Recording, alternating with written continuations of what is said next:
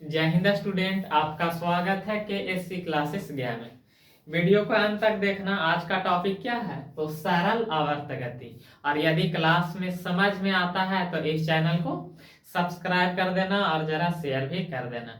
और उसके बाद कई तरह के जो सवाल चलता है उसे कमेंट बॉक्स में लिख भी देना।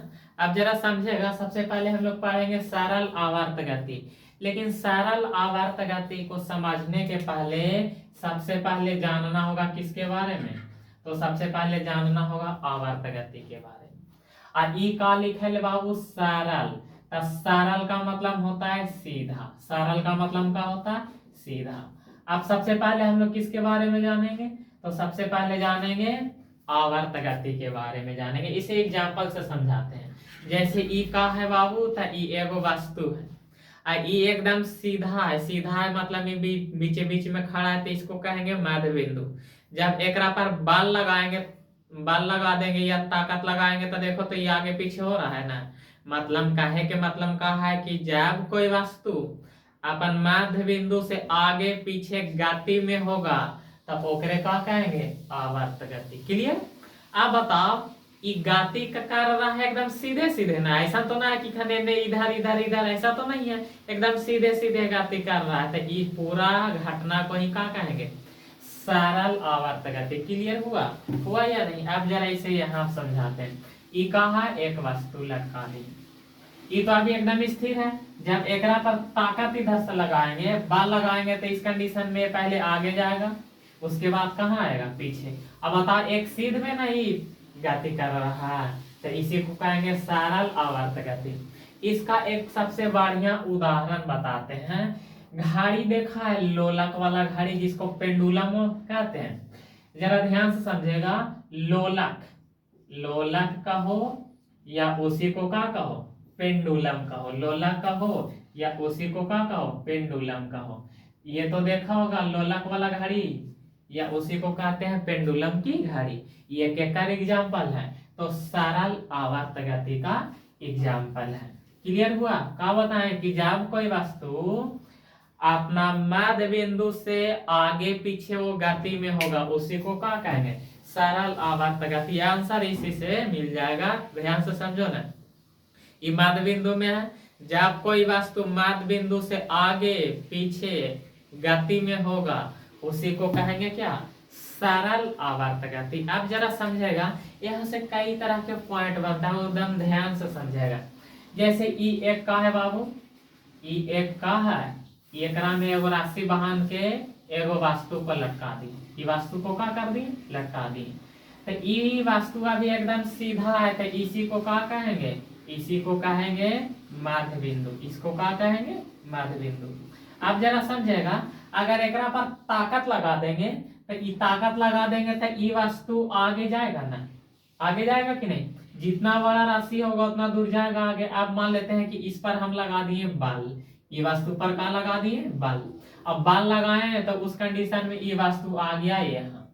अब बताओ, एक बाद इससे आगे नहीं जाएगा तो फिर ये वापस लौटेगा ना, यानी यहीं तक ये रहेगा, इसके बाद ये वापस लौटेगा, तो ई का कहलाएगा? ई कहलाएगा अंत बिंदु। ई का कहलाएगा?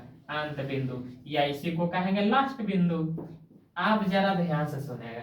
अच्छा बता, ई वापस इधर आएगा तो इधर भी तो कहीं ना कहीं आएगा, आएगा कि नहीं? अभी ये वापस इधर लौटेगा तो मान लेते हैं कि चलो यहाँ पे आ गया, तो बता ये भी तो अंत बिंदु कहलाएगा ना, ये भी तो अंत बिंदु कहलाएगा।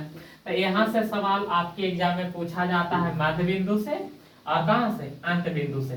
तो अंत बिंदु या तो तुम यहाँ से समझ लो या तो तुम यहाँ से समझ लो, बात क्या है? सेम है। अब जरा ध्यान से समझेगा, यहाँ से कैसे कैसे सवाल पूछता है। सबसे पहले तो यहाँ से सवाल पूछता है वेग के बारे में। सबसे पहले किसके बारे में पूछता है? वेग के बारे में। उसके बाद पूछता है क्या चीज? गतिज ऊर्जा। इस सब हम समझा देंगे। गतिज ऊर्जा के बारे में पूछता है। उसके बाद यहाँ से सवाल पूछता है स्थितिज ऊर्जा। यहाँ से सवाल का पूछता है? स्थितिज ऊर्जा के बारे में पूछता है। ध्यान से समझेगा। उसके बाद यहाँ से त्वरण के बारे में पूछता है, त्वरण के बारे में। अब उसके बाद एक और पूछता है क्या, तो ध्यान से सुनेगा, एक पूछता है परिणामी बल के बारे में, या उसी को कहते हैं पामेरातयानयन बल।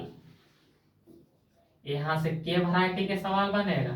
के वो पहला वेग के बारे में, दूसरा गतिज ऊर्जा के बारे में, तीसरा स्थितिज ऊर्जा के बारे में, चौथा त्वरण के बारे में, और पांचवा किसके बारे में, प्रत्यानयन बल के बारे में। और यही 5 सवाल अंत बिंदु पे बनेगा। सबसे पहले किसके बारे में पूछेगा, तो वेग के बारे में पूछेगा। उसके बाद किसके बारे में पूछेगा, तो गतिज ऊर्जा के बारे में पूछेगा, गतिज ऊर्जा के बारे में पूछेगा। अब जरा ध्यान से सुनेगा, पहले समझा देते हैं कि किसको क्या कहते हैं, ध्यान से देखेगा। अच्छा ये बताओ, सबसे पहले वेग के बारे में हम समझाते हैं। सबसे पहले किसके बारे में समझाते हैं, वेग के बारे में। ये वेग किसको कहते हैं, जैसे अभी हम इस स्थान पे खड़ा है और यहाँ से लेके यहाँ पे आ गए, तो बताओ वहां से यहाँ तक आए तो हमारा में कुछ ना कुछ स्पीड होगा ना, होगा कि नहीं। वही स्पीड को क्या कहेंगे, वेग कहेंगे। क्लियर हुआ। मोटरसाइकिल चलाया है, मोटरसाइकिल जितना के स्पीड से, मान लेते हैं 80 के स्पीड से चला रहा है तुम, तो वो क्या कहलाएगा, वेग। वेग क्लियर हुआ। अब समझेगा गतिज ऊर्जा किसको कहते हैं। जैसे तुम मोटरसाइकिल चला रहा है, तो बताओ तुम गति में है, लेकिन तोरा आगे कोई आ जाएगा तो ओकरा ठोकेगा कि नहीं। और ठोकेगा तो बताओ पहले खड़ा था, लेकिन जब ठोकेगा तो वो भी गति में हो जाएगा, तो उसको क्या कहेंगे, गतिज ऊर्जा। मतलब हम गति में हैं और ओकर साथे साथे सामने वाला के भी गति में कर देंगे, तब उसको क्या कहेंगे, गतिज ऊर्जा। क्लियर हुआ। अब तीसरा समझेगा स्थितिज ऊर्जा। स्थितिज ऊर्जा उसको कहते हैं कि एकदम स्थिर है, लेकिन फिर भी वो का लगाएगा, काम करेगा, बल लगाएगा, उसको क्या कहेंगे, स्थितिज ऊर्जा। इसे भी समझाते हैं। आराम से नदी है, एक पर बांध बना दी, पानी जमा है, तो बताओ ढेर में पानिया रहता है तो शांत रहता है कि नहीं। लेकिन ये पानिया बांध के नीचे का लगाता है, बाल, तब वो कौन ऊर्जा, स्थितिज ऊर्जा। ये तीनों बातें समझ में आया। अब मोटरसाइकिल चलाता है तो कभी 80, कभी 10, कभी रोकना भी पड़ जाता है, यानी स्पीड को बढ़ाएगा, कम करेगा, तब उस कंडीशन को क्या कहते हैं, त्वरण कहते हैं। ये तीनों बात क्लियर हुआ कि नहीं। ये 3 नहीं 4 पॉइंट बता दिए, चारों के चारों समझ में आया।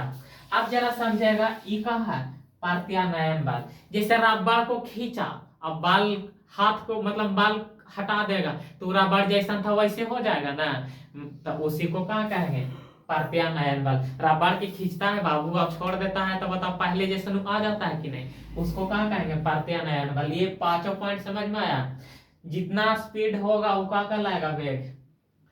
गति में होगा लेकिन अगला को भी गति में कर देगा, उसको गतिज ऊर्जा। स्थिर होगा लेकिन अगला को गति में करना चाहेगा, बल लगाएगा, तो वो स्थितिज ऊर्जा। और जब चाल बदलेगा तो वो क्या कहलाएगा, त्वरण। कोई वस्तु पर बल लगाएंगे और बल हटा देंगे तो जैसा था वैसने हो जाएगा, तो वो क्या कहलाएगा, प्रत्यानयन बल। अब देखो सवाल क्या बनता है, ध्यान से समझेगा। कोई वस्तु में कौन गति है, सरल आवर्त गति है। ध्यान से सुनेगा। कोई वस्तु सरल आवर्त गति में है, और सरल आवर्त गति में है तो मध्य बिंदु से गुजरेगा। ये मध्य बिंदु ना है, यदि वो मध्य बिंदु से गुजरेगा, मतलब यहाँ से जब वो गुजरेगा, तब उस कंडीशन में वेग भी सबसे अधिक होगा, मतलब वेग महत्तम होगा। क्लियर हुआ। अब ये भी समझाते हैं। अच्छा बता, ये मध्य बिंदु है, पहला सवाल क्या बनेगा यही कि कोई वस्तु में क्या है, कोई वस्तु में क्या है, तो सरल आवर्त गति। लेकिन सरल आवर्त गति है और वो वस्तु कहाँ से गुजर रहा है, तो मध्य बिंदु से गुजर रहा है। वो कहाँ से गुजर रहा है बाबू, तो मध्य बिंदु से वो क्या हो रहा है, तो गुजर रहा है।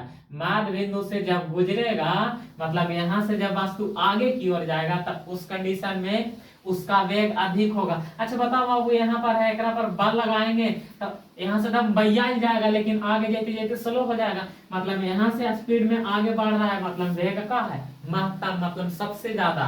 तो बताओ आगे बढ़ रहा है तो गति में, तो गतिज ऊर्जा भी क्या होगा, महत्तम होगा। ये दोनों बातें क्लियर हुआ कि नहीं। अब बाकी सब के सब का होगा लड्डू, लड्डू मतलब 0। अब यहाँ से 5 वैरायटी के सवाल बनता है, पांचों जरा सीखेगा।